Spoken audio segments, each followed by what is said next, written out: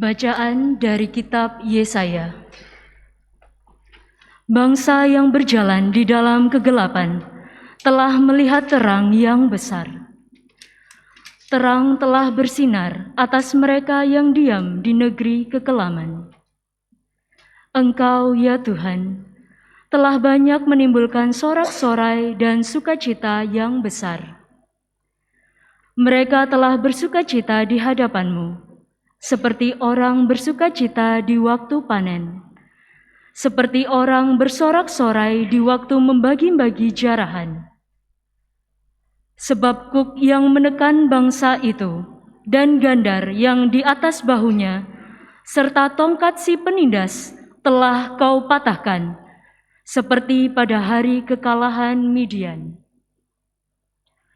Setiap sepatu tentara yang berderap-derap dan setiap jubah yang berlumuran darah akan menjadi umpan api.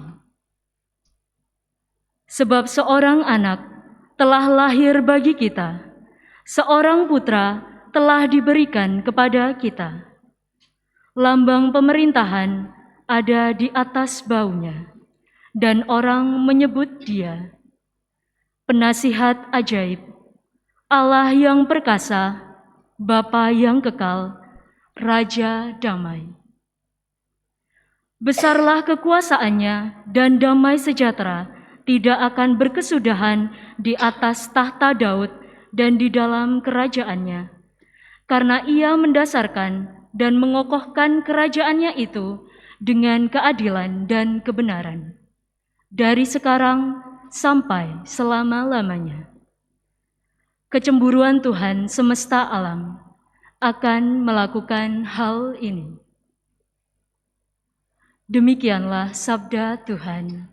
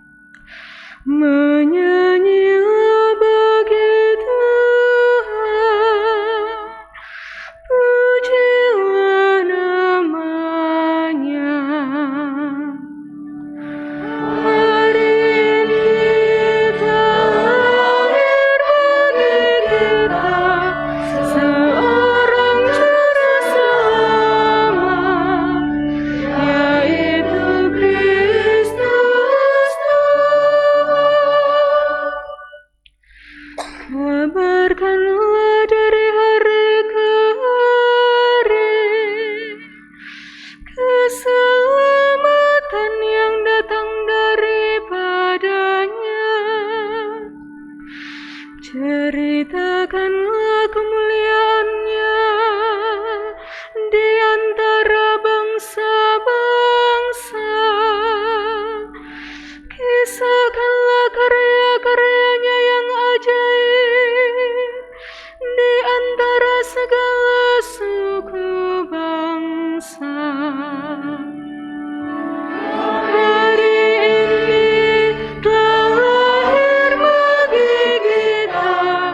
Seorang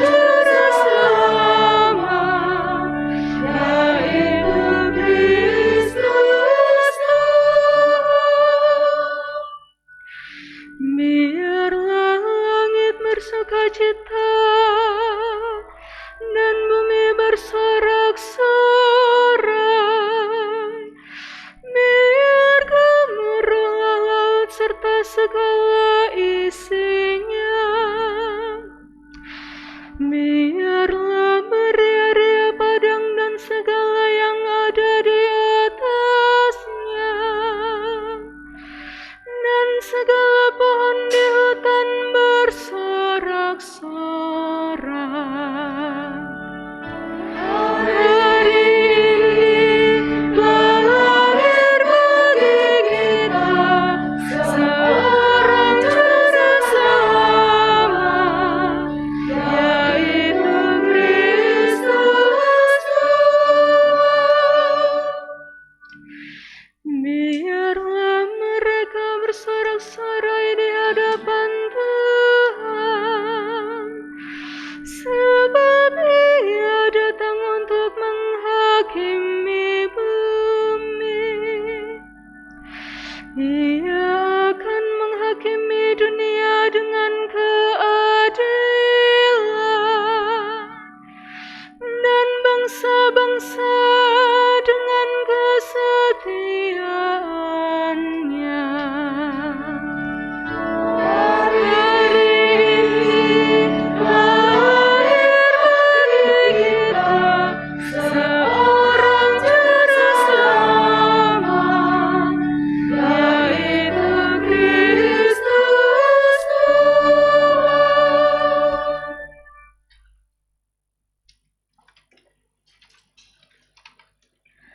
Bacaan dari surat Rasul Paulus kepada Titus.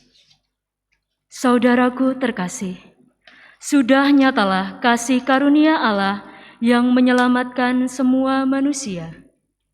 Kasih karunia itu mendidik kita agar meninggalkan kefasikan dan keinginan-keinginan duniawi, dan agar kita hidup bijaksana, adil dan beribadah di dunia sekarang ini, sambil menantikan penggenapan pengharapan kita yang penuh bahagia dan penyataan kemuliaan Allah yang maha besar dan penyelamat kita, Yesus Kristus.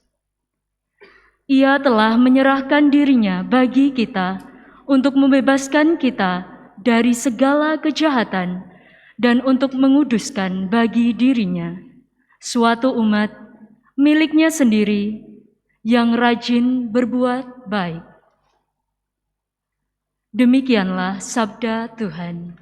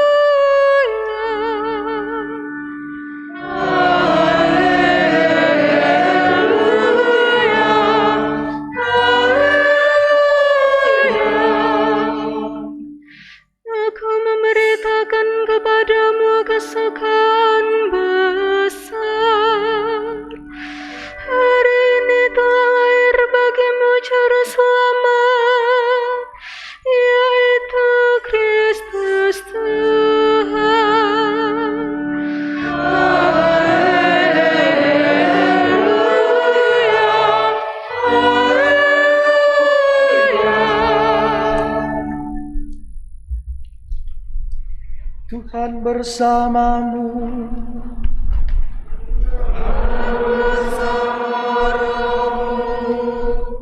Inilah Injil suci menurut Lukas.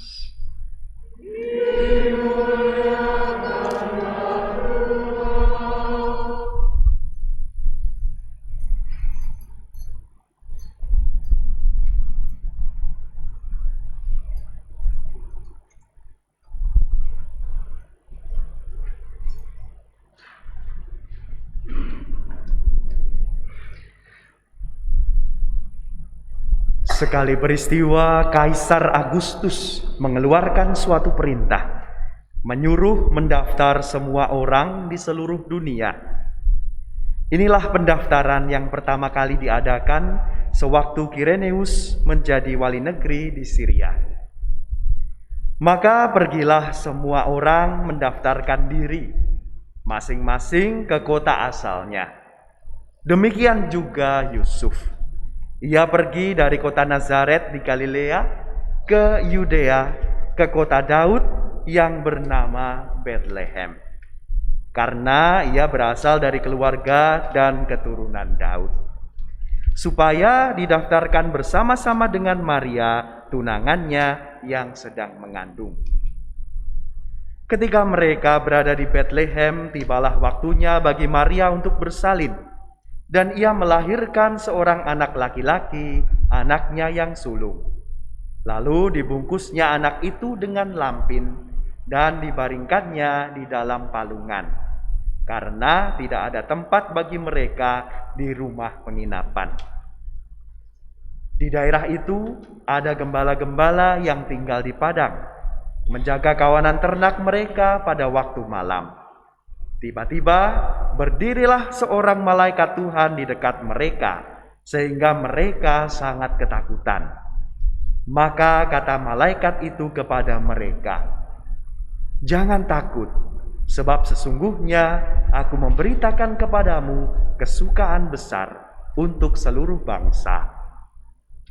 Hari ini telah lahir bagimu juru selamat, yaitu Kristus Tuhan di kota Daud. Dan inilah tandanya bagimu, kamu akan menjumpai seorang bayi dibungkus dengan lampin dan terbaring di dalam palungan." Dan tiba-tiba tampaklah bersama dengan malaikat itu sejumlah besar bala tentara surga yang memuji Allah, katanya, "Kemuliaan bagi Allah di tempat yang maha tinggi, dan damai sejahtera di bumi bagi orang yang berkenan kepadanya." Demikianlah sabda Tuhan. Terpujilah Kristus.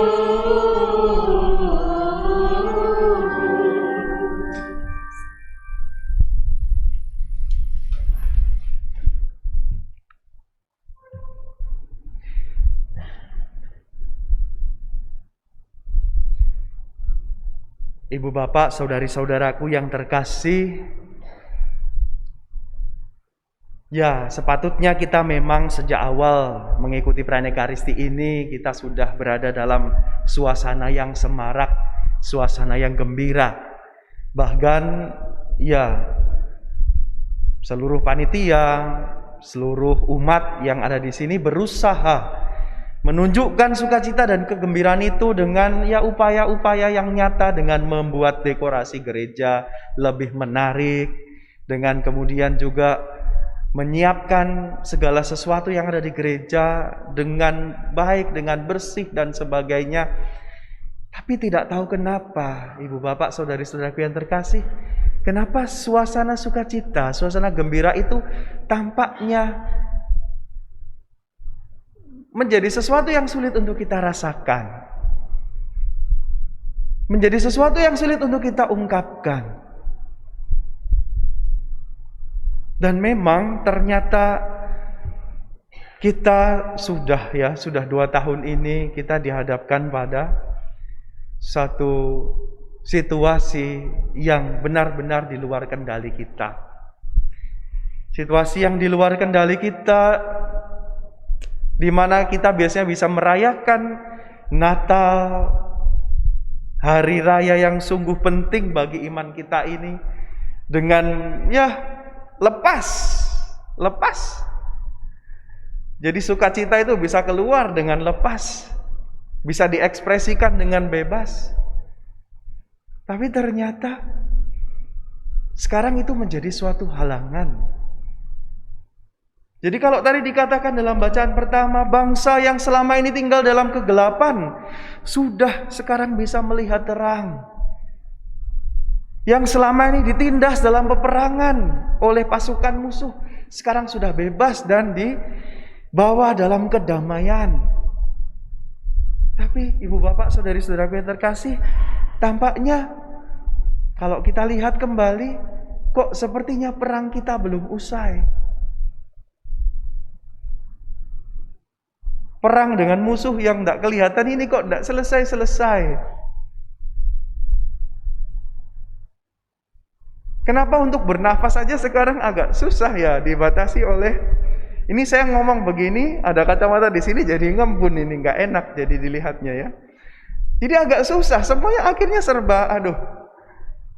Saya tadi juga dapat telepon dari rumah, saya diberitahu ternyata orang tua saya juga tidak bisa merayakan di gereja karena usianya sudah di atas 65. Jadi harus merayakan di rumah lewat layar.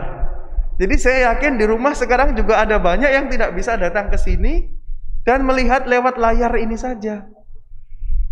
Tidak bisa merayakan langsung suasana Ekaristi Natal di mana Tuhan kita benar-benar hari ini hadir di tengah-tengah kita. Ini menjadi suatu tantangan yang nyata, Ibu Bapak, saudari-saudaraku yang terkasih, yang kita hadapi. Terus bagaimana? Selama 2 tahun kita sudah survive, kita sudah bertahan. Lantas apa yang bisa kita hayati, yang bisa kita maknai? Ya, Ibu Bapak, saudari-saudaraku yang terkasih, memang kalau kita mau mengingat atau kita mau membandingkan mungkin tidak sama.